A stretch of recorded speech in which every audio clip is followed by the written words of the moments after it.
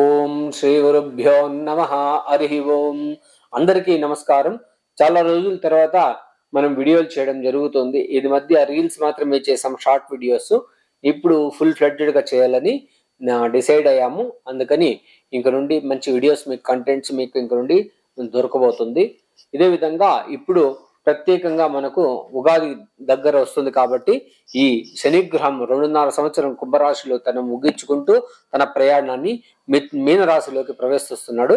మీనరాశి ఏంటి అనేది గురువు యొక్క రాశులు, గురువు యొక్క నక్షత్రాలు ఎక్కువ ఉంటుంది కాబట్టి అక్కడ ధర్మ కర్మాధిపతి యొక్క యోగం అక్కడ బాగా కనబడుతూ ఉంటుంది అనమాట. ధర్మ కర్మాధిపతులు కలిసినప్పుడు ఎవరి జాతకంలోనైనా కానీ ఉద్యోగంలో ఉన్న వారికి ఉద్యోగంలో మంచిదవుతుంది, రాజకీయ రంగంలో ఉన్న వాళ్ళకి రాజకీయ ఎదుగుదల అవుతుంది, వాళ్ళ యొక్క ఇంటెలెక్చువల్ నాలెడ్జ్, వాళ్ళ యొక్క వాక్ పఠిత్వం చాలా బ్రహ్మాండంగా ఉంటుందని చెప్పచ్చు. అదే విధంగా పిల్లల్లో ఆ యొక్క ధర్మ కర్మాధిపతి సంయోగం ఉంటే వాళ్ళకి ఎలా ఉంటుందంటే చిన్న పిల్లలు కూడా పెద్దవారిలాగా మాట్లాడతారనమాట. అమ్మో ఏంటి ఈ చిన్న వయసు ఉన్నవాడు ఇంత పెద్దగా మాట్లాడుతున్నారు అనుకుంటుంటాం అనమాట. ఈ గ్రహ యొక్క కలయిక ఆ పిల్లల్లో అటువంటి టాలెంట్ని తీసుకొస్తుంది అనమాట. ఓకే, అది గమనించుకోవాలి. ఓకే, ఇంకేముంటదు. లేదంటే కొంతమంది పిల్లలు వయసు అయినప్పుడు మొద్దుల్లాగా ఉంటారనమాట. అది యొక్క కొన్ని గ్రహాల యొక్క ఇబ్బందులు ఉంటుంది.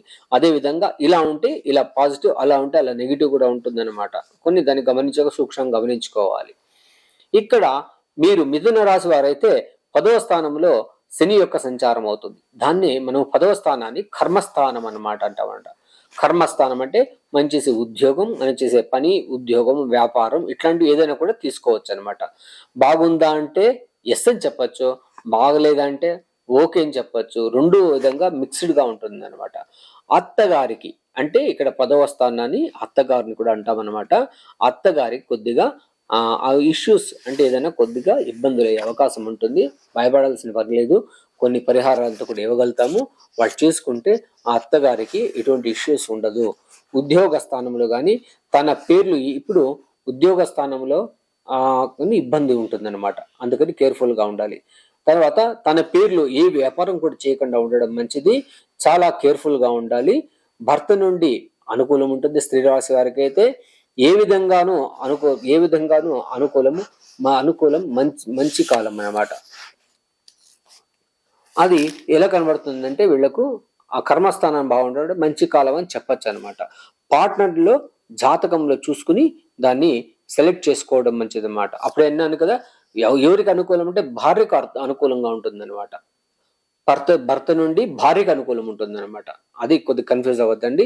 భర్త నుండి భార్యకు అనుకూలంగా ఉంటుంది. ఏదైనా బిజినెస్ చేసేటప్పుడు మాత్రం తన యొక్క పార్ట్నర్స్ యొక్క జాతకాన్ని చూడాల్సి వస్తుంది అనమాట.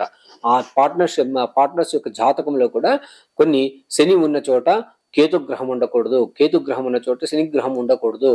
అంటే వైస్ వర్స అనమాట. ఏ జాతకంలో శని ఉన్న గ్రహ చోట్ల కేతు ఉండకూడదు, ఇంకొకరి జాతకంలో కేతు ఉన్న చోట శనిగ్రహం ఉన్నట్టయితే ఇబ్బందులు పడతారని తెలియజేస్తున్నాం అనమాట. కొద్దిగా కేర్ఫుల్ గా ఉండాలి.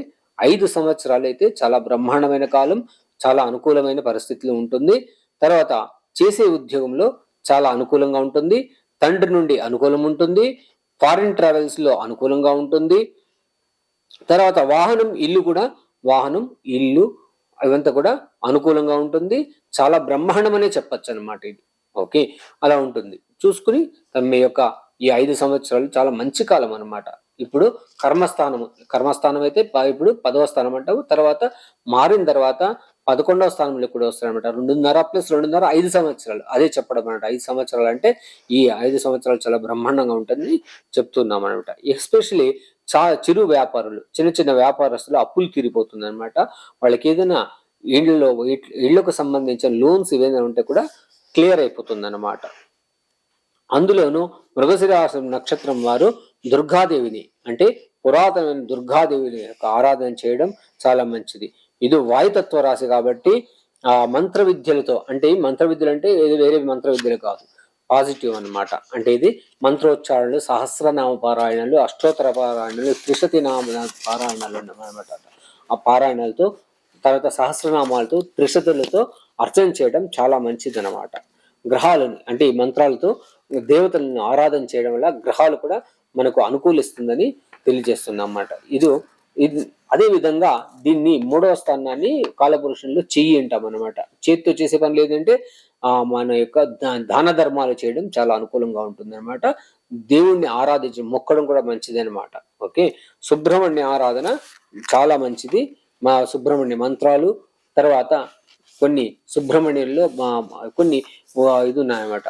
ఇది కవచ స్తోత్ర పారాయణలు, సుబ్రహ్మణ్యుని పొగడేటువంటి మంత్రాలు ఇట్లాంటివంటి ఉన్నాయన్నమాట. దాన్ని చేయడం వల్ల చాలా అనుకూలం అవుతుంది అనమాట.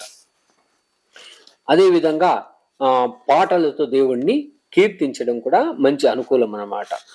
తర్వాత అదే విధంగా ఈ రాశిలో ఆరుద్ర నక్షత్రం కూడా ఉంది కాబట్టి, ఆరుద్ర నక్షత్రం అంటే అందరికీ తెలుసు శివుని నక్షత్రం అనేసి. ఓకే, శివునిని ఎక్కువ ఆరాధన చేయడం చాలా మంచిది. శివుని కూడా సహస్రనామాలతో అర్చన చేయడం చాలా మంచిది.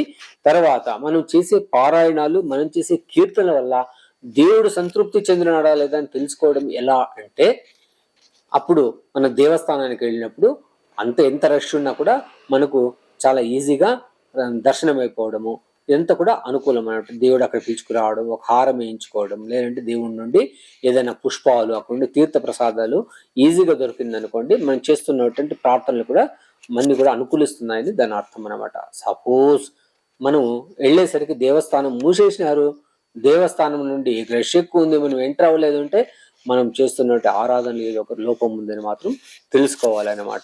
చాలా సింపుల్ అన్నమాట. అందుకని మనము దోషపూరితం లేకుండా దాన్ని మనము మన దోషపూరితాన్ని నివృత్తి చేసుకోవడం, మనసా వాచా కర్మణ దైవాన్ని ఆరాధించేయాలని మాత్రం తెలియజేస్తున్నాను అనమాట.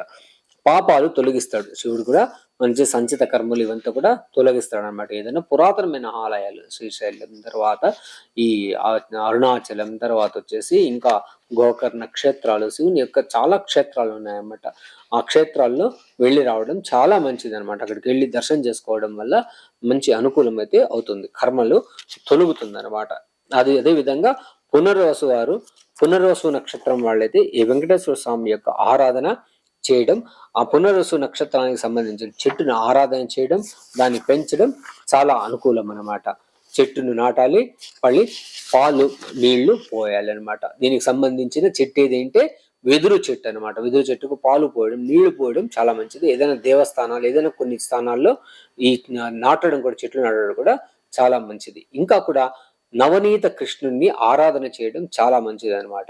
ఎవరికైనా బ్యాక్ బోన్ ఉన్న వాళ్ళు కూడా ఈ యొక్క చెట్టుని ఇంట్లో పెట్టుకోవడం కూడా, తన టేబుల్ మీద పెట్టుకోవడం, బ్యాంబూ ట్రీ కూడా చైనీస్ వాస్తు ఉంటారు కదా, అలాంటివి కాకుండా ఒరిజినల్ తీసుకొచ్చి పెట్టుకుని మనం ఇంట్లో పెట్టుకోవడం వల్ల చాలా అనుకూలం ఉంటుంది అనమాట.